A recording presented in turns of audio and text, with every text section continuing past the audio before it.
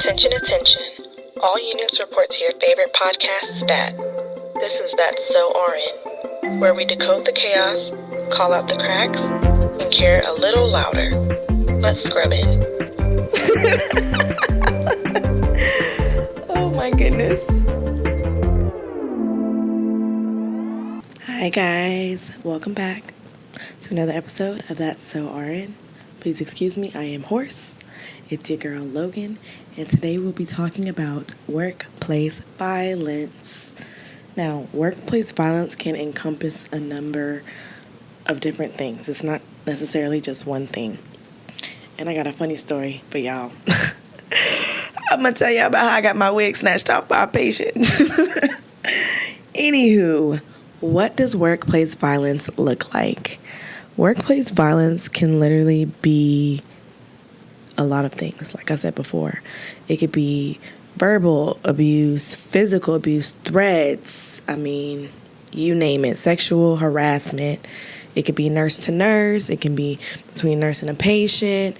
It can be physician and a nurse or a physician and a patient. So many things can happen at the drop of a dime, and you find yourself in these compromising positions where you have to obviously be professional and think about your license. And I honestly feel like when I go to work, it's not at the forefront of my mind that I'm going to get beat up or that somebody's going to try to put their hands on me or that it's going to escalate to that point where somebody wants to do me something, right? Hopefully not. So, my story is one time I had a patient and he literally was not even my patient. I say I had a patient. On some of our units that are a little bit smaller, it's only 2 nurses and they both get 6 patients. So we had a patient that was like going off. He's like, y'all ain't listening to me. Da da da. And the doctor's like, I literally just stood in here and let you talk and I didn't say anything for 45 minutes and I have other things to do. And he's like, what is it that you need? He didn't want to hear it from the doctor. He's like, I want a nurse in here. You don't know what you're talking about. And we're like, oh, well, usually they're telling us as the nurses, we don't know what we're talking about and they want the doctor. So fast forward, this man starts getting irate. He's trying to get out of the bed. He's already a fall risk. He's swinging at the staff. We're trying to calm him down. We finally talked to the doctor, and the doctor, we have tried all the means that we can, and they're finally like, so I said prescription here, but I meant order to give him some Giadon, and we're going to see if that works. I kid you not, y'all. They gave this man this Giadon, and I was like, oh, yeah, he finna go to sleep. He turned into the baby Hulk. He literally ripped his shirt, and he turned into the baby Hulk, and he starts swinging off on us. So at this point, the secretary had done called security to bedside. Security's holding him down. We got one of his other arms tied down onto a restraint. We're trying to get his left arm tied down, and he's fighting us. So we finally get to where we can get the restraint down to the non-movable part of the bed, and now I'm just trying to tie the restraint. So as he's bucking, I'm like, I got the other end of the restraint, and I'm going up and down like that. And I'm like, they got a pretty good grip on him because he hasn't really been able to move nothing but his arms, not realizing that this man had a long wingspan. So I'm down there on the floor tying his restraint. He palms the top of my head and pulls my wig off, and the security guard is literally like, and she's trying so hard not to laugh, and he gets more mad, y'all. That sent him over the edge. He gets so pissed off. He's like, you ain't even doing right. You got your hair in my hand. And I tie his restraint, and I'm like, whoa, buddy. Like, why are you upset? You pulled off my hair. Like, I should be upset with you. I should be mad at you. And once he's seen me get up from the floor and he's seen my cornrows in my head, he was just like, oh. He very much so was probably more scared more than anything, and was like, oh, like, let me chill out. And I'm just like, give me my wig back. and he went to sleep. And it's funny now, but it wasn't funny then because he was just so mad and he got so irate out of nowhere, and stuff like that happens more often than we like. I'm sure y'all heard and hear constantly all the nurses and other, healthcare professionals like phlebotomists, all those people being abused in whatever way that is. And it's not an uncommon thing, but I feel like not so much now, but before it was being normalized. Like, we just have to deal with it. I was like, no, can I file charges on him for taking my wig off? And I want him to replace it. Messing up my curl pattern, pulling out my strands and my wefts. Messing up. And that was my good wig. That was human hair. But anywho, so that happened, and I was just like, Arr. So I definitely want to hear, like, from other people their experiences with workplace violence, whether it be physical or, emotional or verbal or sexual, if you care to share. I found out that 2 of my favorite physicians, well, they're not my favorite anymore, obviously, because we don't condone that kind of behavior.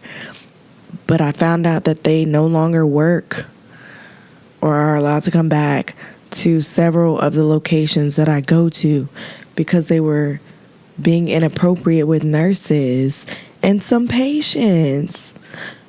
For me, mentally, like, in a hospital, what even is, like, that environment is not something that I'm like, ooh, sexy time. I'm not thinking about stuff like that. So it always just baffles me to hear that people do stuff like that, because it's just like, of all the places, you pick the hospital. So yeah, I want to hear y'all's stories. I want to get y'all's take on it. And I want to know why this is happening. A lot of things I feel like contributes to why this is happening. It can be the long wait times, people just with mental health crises. I find that now I didn't realize how many people are dealing with mental health things, and just spoken from somebody who has mental health and problems and deals with mental health. It's such a big thing, and it's not talked about enough, and it's stigmatized when it is talked about. And it's like, this is something that we could fix or most likely mediate if we would just take the time to get people the help that they need. Because I'm not even gonna hold you. In my mind, if I'm like feeling some type of way or I'm upset, I'm not thinking rationally. They're not thinking rationally. They're not thinking about all the things. And for us, I feel like we're quick to get so defensive, not even knowing that there are layers to that and there's deeper things going on. So we're just quick to either not get them the help that they need or send them out somewhere and not even hear them out. So also, lack of security.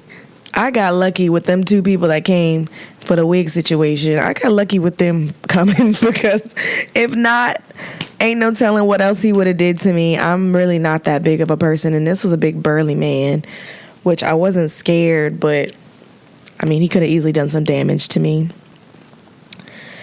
And then too, just being mindful and aware of people that are going through all this and dealing with this. I feel like some of us are not, and I'm not talking about myself specifically, but I feel like some people are just not properly trained for stuff like that. Most recently, unless you are a charge nurse or what we call an operations coordinator, like a little supervisor at our hospitals, you can't even get the proper training that you need for stuff like that. You do very minimal touch base on how to handle those kinds of situations in modules, but you don't get a full training and a full certification, which I feel like on the back end can backfire if you don't know really how to de-escalate a situation and handle stuff like that. Another thing is the patient is always right culture. We was taught in school, if the patient say something, they're right no matter what it is. They could tell you the sky's purple and it's not, and you just have to, y'all are right, you're right. I can't argue back with you. And I feel like that's given a lot of people the entitlement of I can do what I want and there's no consequences. I can act how I want to act, and y'all can't do anything because I'm right. And it's like being more specific. You need to be more specific when you tell people that, because I don't think they're always right. I'm not always right. I definitely don't think you're always right. Nobody's right all the time. I mean, this is just basic knowledge, basic human. Nobody's right all the time. But I feel like for a very long time, I mean, that's drilled into us, especially in nursing school. That is drilled into us. So, of course, the mentality coming out and being on the floor, we're not challenging that. We're not questioning that. We're just agreeing, yeah, y'all are always right. So why are some reasons people don't report when these things are going on, whether it's physical, verbal, sexual? Why are they not reporting? One reason is they're fearful of retaliation. They're fearful of retaliation. Let's be honest. These are people's livelihood that we're dealing with. And sometimes you do have to walk on eggshells. I know specifically where I'm at right now, it's a lot of people that are retired and they own a lot of things around the city. And so sometimes we'll get people in of a high profile or a VIP that will come in with something going on, and they won't be the nicest of people and they have stuff going on. And it's like, oh, well, you can't tell or report this to your higher ups because they know so-and-so has money, and so-and-so has a backing, and so-and-so can get it handled if it becomes an issue. And nobody wants to deal with that. I got enough going on in my life. I'm here to come, do my job, and go home. I don't want to deal with any of the extra. And I shouldn't have to worry about, if somebody does something to me and I want to report it to get justice, it might fall back on me and I might lose my job or something else. I might get reprimanded for it. So that's a big issue, I feel, because I was like that at first, but then I was just like,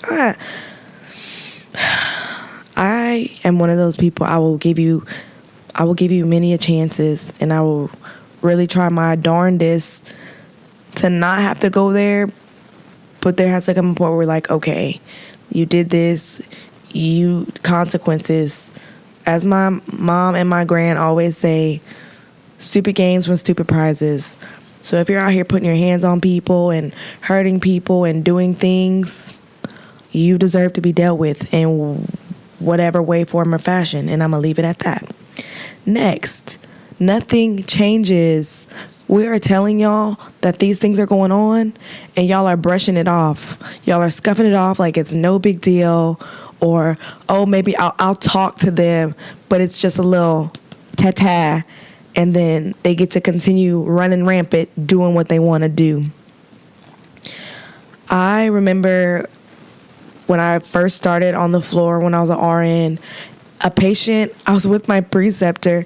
A patient got mad and we were trying to de-escalate the situation. Mind you, I did not have CPI training. I did not have any of that. Tried to de-escalate the situation. Finally got the patient out of the hallway, back in the room, calmed down a little bit, but still kind of up here. Everybody's emotions are running high. This man punched me in my face, y'all. He punched me in my face and snapped my glasses in. I filed a report because they're like, my manager's like, are you okay? I'm like, yeah, I'm okay. But she did not ask me if I wanted to file charges, if I wanted to file a report, nothing. She just asked if I was okay. I'm like, yeah, I'm good. Like, I got a little scratch from my glasses, but I'm good. So literally, I filed a report. I still ain't had them glasses replaced. I've been walking around with no glasses, no contacts, I'm not comfortable putting in contacts. I don't trust myself. But stuff like that, like, y'all are just letting the people do. No consequences. He didn't have to worry about nothing. He punched me and went on about his merry way. Was asking for me 2 minutes later. And it's just like, nobody wants to deal with that. Nobody wants to feel like they're not backed up when stuff like that happens. Or some people, I've seen instances where they'll tell and then people are ganging up on them. Like I said, where I live, it's a lot of high-profile people, or what I would consider high-profile people. So a lot of people will try to get on your case and be like, they know a lot of people, or like, that's not a good look for them. Why are you tarnishing their name? Just stuff like that. It's crazy. It's very much so crazy. So how are hospitals, how are hospitals handling this? They're giving that training that I was telling y'all about. The only thing we got, if we weren't charging or a supervisor, was a mini module. And with all the education and modules that we have, I'm going to be quite honest with you, it's maybe a 5 to 8 minute segment on workplace violence and how to deal with physical, verbal, all those things, sexual. Not to say I'm not going to remember that, but I have a whole lot on my plate too. I'm not sitting up here trying to pull from that in that moment. I'm just doing what comes to mind because I don't have an actual training or anything that I went to. So I'm doing my best. I might be fighting for my life, but I'm doing my best. And it really pains me to see, because now you'll go in a hospital and they'll have physical signs up not to assault the staff. If you do, there will be consequences. People looking at them signs, that means nothing to them. They're still putting their hands on people. They're still calling them their names. They're still making sexual or inappropriate comments. So it's just like, what do we do? And then incident reporting. Like I said, I have never been one to shy away from an incident report. I will file an incident report in a minute. But what are you doing with those? Or is it one of those things you have to get a certain amount before you can actually take action? Me personally, I'm going to file a report on every little thing, and I expect it to be handled. If I file an incident report, I expect it to be handled. And don't think I forgot, because I will follow up. I keep a notebook. I keep a tally, all of that. Because I believe in doing due diligence and handling the issue. If you keep having stuff occurring and you don't handle it and you don't back your staff or your people and it keeps occurring, nobody going to want to work in that kind of environment. That is considered a hostile environment. I deal with enough coming to work and doing my job and doing a good job at my job. Potentially coming and risking my license is not on my list of things to do. And I really had to learn when I first got on the floor as a nurse, you got something to lose now. You can't just be going off and putting your hands on people. And if it gets bad enough, I'm even like skeptical sometimes to try to restrain a person to make sure that they're not hurting me or hurting my colleagues. But even that is just like, it's very tready waters and a position I really don't want to put myself in. Another thing they did, which I like, is they started ensuring that training was available. And they made sure that it's longer than 5 to 8 minutes. They made sure the training is extensive enough so that you're learning and can actually utilize the skills. Not just sticking it in the segment of a module and saying, we gave you that training, go over it. And it's not really sticking to you. And they created laws, honey. Hit me if you want. Just like you can press a charge, I can too. And just know, if you do something to me and they ask me if I want to press a charge, I'm going to say yes. I'm going to hit you where it hurts, and I'm going to let the legal people handle it. Because if I handle it, we all know what's going to happen if I handle it. So I just ain't going to handle it. And then also, what will it look like from, the standpoint if our leaders start taking these things more seriously and start taking every little thing into account and not just saying, oh, well, I checked on them. Offer that as an option. Okay, I've checked on you, but now would you like to proceed further? I can guarantee you it will make a lot of people more comfortable and not feel like I just have to endure this because it's part of my job. I didn't sign up to be a punching bag or a test dummy or anything else of the sort. And neither should you. You shouldn't feel that way. You don't have to deal with that. You don't come to work for that. It's not in your job description to be abused, and you should never deal with abuse. Lastly, what are some tools and tips we can use? We can practice de-escalation. So, along with our required yearly learning, we can actually implement situations into play, and I mean realistic situations. I know as a clinical educator now, I get to take part and see about our CPI training class, and it's all very good information, but I feel like it's not realistic.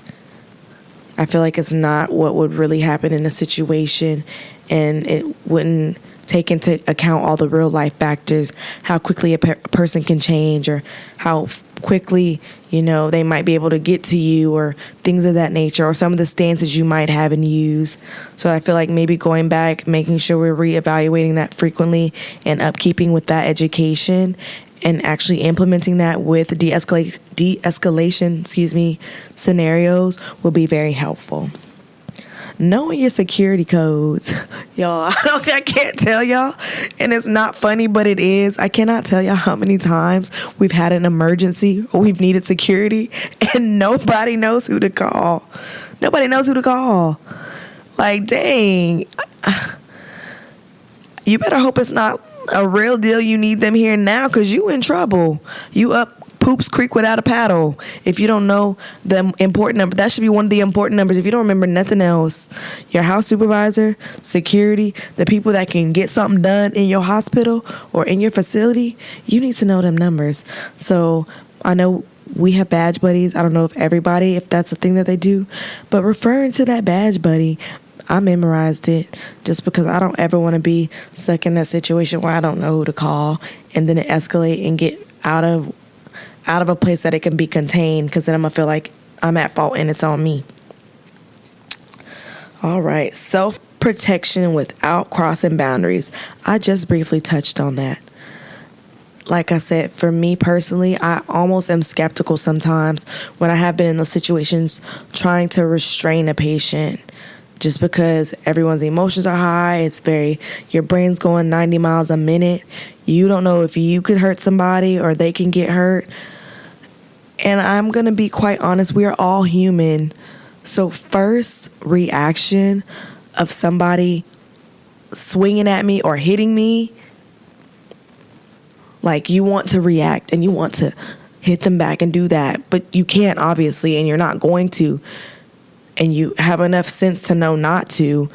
But your first reaction is, do you want to do something? So just knowing your limits, knowing what you can and can't do, and knowing how to properly, de-escalate and stop the situation without taking it overboard. You are more than allowed to protect yourself, but knowing, okay, when enough is enough, you've protected yourself, we've gotten all the interventions in place, you can stop now, knowing your limits. And then after that, just being able to recover and talk about the situation. I feel like a lot of times when anything happens, whether it's a physical altercation or somebody said something not so nice, or, a sexual assault incident has happened, just being able to talk after that. A lot of our hospitals aren't debriefing. They are literally just expecting you to get up, continue on with your work, discharge patients, take patients, pass your meds, interact with your coworkers like nothing even happened. I feel like you have to go out and seek that help if you want it. It's not necessarily always offered to you, and that could be quite frustrating because we're all human. And when we deal with stuff like that, that can be very traumatizing. Sometimes we want to talk about that. Now, if you're like some people, like me, if something happens, I don't always want to talk about it right away, but I still want that option to be available to me, and I want it to be told to me that it's available to me. And other people are like, no, I can't function or work or do what I need to do because I haven't talked about it. So now they're pretty much finishing out the rest of their shift or doing whatever with a chip on their shoulder because they can't get those feelings out and get that resolve that they need. So just to put this out there, getting therapy or getting help from peers does not make you a weak person. It does not make you weak. It makes you aware, and it lets people know that you have something to say and you want to get to a good, stable place. Other things we can do to kind of help that I found helpful, I like to ground. I've been doing that a lot more lately. Before I'm like, I don't want to stand outside with nothing on my feet, bugs in the grass, crawling in between my toes. That has been very helpful, grounding. I feel like just getting into nature and just releasing all that energy and having it be pulled back into the universe. Chef's kiss. Exercising, making sure we're having good self-talk, and like I said, just being able to debrief after we have gone through that situation. Those are all tips and tricks that I think will be really helpful. I'm really sitting here trying to think if I have any other occasions where somebody didn't put their hands on me and I'm just like, Lord. I seen somebody get choked with their stethoscope. It wasn't me, but I saw them. I saw a classmate of mine. But yeah, it's very common. Something that's very common. So, to shift gears before we finish up, and please don't forget. So please don't forget to comment or tell me some of y'all's experiences and what you guys think. I'm thinking about possibly going live on TikTok one day this week or next week. I have a whole bunch of stories and questions that people have sent in that I need to answer that I haven't really been doing in the episodes because they're kind of sporadic, and I already had my episodes lined up. So just to kind of do an open poll panel type ordeal. So back to our mental health moment. Our theme for today is resilience, given what we just talked about. And the task, what is one thing that you can identify that keeps you going through adversity? Another thing for you to comment and let me know all about. On next week's episode, we will be discussing why burnout is not the true problem and why self-care is not going to fix the issue. Because we got bigger fish to fry. All right, y'all. So until next time, hopefully by next week, I will have my voice back and I'll be ready and raring to go. I will see you guys soon. Thank y'all. Bye.